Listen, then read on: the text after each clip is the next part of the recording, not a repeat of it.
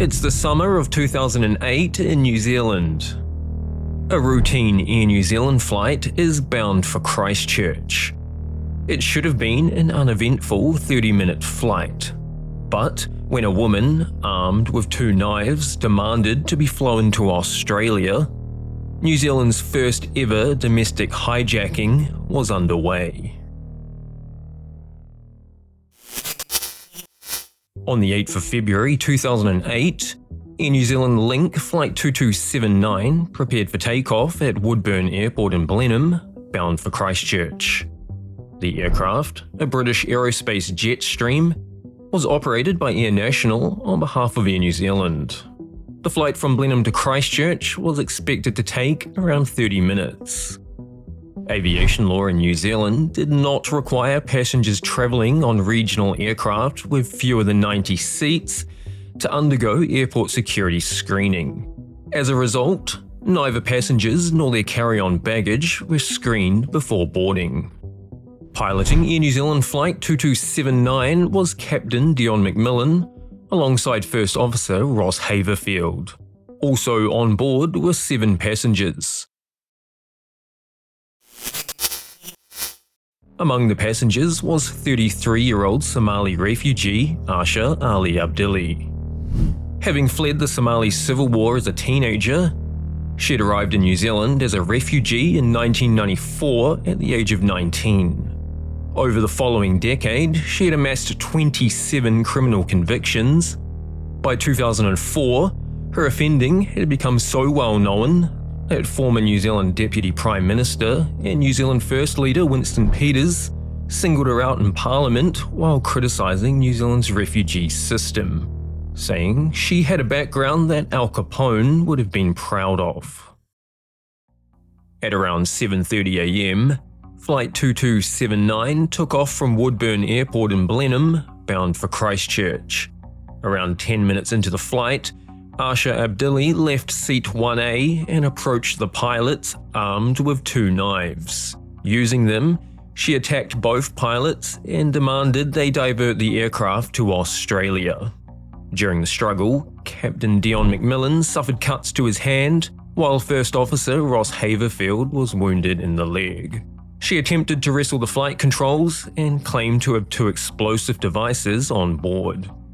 As the attack unfolded, a female passenger rushed forward to help restrain Abdili, suffering knife wounds to her hand in the process. A desperate struggle continued for the following 26 minutes before an emergency landing was made in Christchurch. Once landed, passengers quickly escaped through the rear door of the aircraft, leaving only the wounded pilots and the hijacker on board. Abdili then turned to the pilots and said to them, "It's just you and me now." Another struggle followed inside the flight deck before the pilots managed to wrestle the knives from her, one suffering additional cuts to his foot in the process. Police then stormed the aircraft, dragged the 33-year-old onto the tarmac and placed her under arrest. As a precaution, Christchurch Airport was evacuated due to the claims of an explosive device. However, the hijacking was now over. All 9 people had survived, but 3 people had been injured during the attack. In the days and weeks following the incident, the attempted hijacking dominated headlines across New Zealand.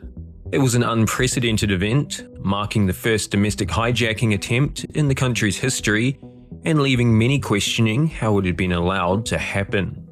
Much of the media's attention focused on Asha Abdili herself, with headlines describing her as a crazed knife-wielding woman. Her identity as a Somali refugee also became a major focus of news coverage. That coverage sparked fears within the New Zealand Somali community that they would be unfairly targeted because of the actions of one person. The hijacking brought New Zealand's aviation security rules under scrutiny. Because Flight 2279 was a regional service with fewer than 90 seats, neither passengers nor their carry-on baggage had been screened before boarding. The incident prompted a government review into the country's aviation security rules, examining whether the screening requirements for regional flights were adequate. On the 22nd of February 2008, Asha Abdili appeared in the Christchurch District Court, where she faced a total of 15 charges, including attempted hijacking, wounding with intent to cause grievous bodily harm, injuring 2 others with intent, possessing offensive weapons, and taking dangerous weapons onto an aircraft. After a lengthy court process, in 2010, Abdili pleaded guilty to attempting to hijack the aircraft. During sentencing, the court heard that Abdili had struggled to settle in New Zealand after arriving as a refugee from Somalia. The judge described her as having led a very troubled and unhappy life, and noted she had been suffering from chronic post-traumatic stress disorder and depression at the time of the hijacking. Despite the findings, however, the judge concluded that the seriousness of the attack warranted a lengthy prison sentence, and she was sentenced to 9 years in prison. In 2017, nearing the end of her prison sentence, Abdili's lawyer argued she was remorseful and no longer posed a threat to the public. However, a written summary prepared for the parole board hearing stated that she had said she would attempt to hijack another aircraft if given the chance, and that she had even threatened to set herself on fire. As a result, it was determined that at the time, she remained too dangerous to be released back into the public. Instead of being released, she was transferred into New Zealand's forensic mental health system under a compulsory treatment order, where she remained as of 2020. I have been unable to determine her status beyond that. In the years following the incident, Captain Dion McMillan and First Officer Ross Haverfield were awarded bravery medals by the International Federation of Airline Pilots Associations for safely landing the aircraft despite their injuries. The hijacking attempt had prompted a government review of New Zealand's aviation security. The review concluded that allowing unscreened passengers and their carry-on baggage onto domestic aircraft with fewer than 90 seats represented a security risk. Yet, despite the findings, as of 2026, the rules have not changed and there are still no security checks on regional flights within New Zealand. For a country that has often viewed itself as largely insulated from the kinds of aviation security threats seen elsewhere in the world, Flight 2279 served as a reminder that geography alone is no guarantee of safety. That's all for today's video.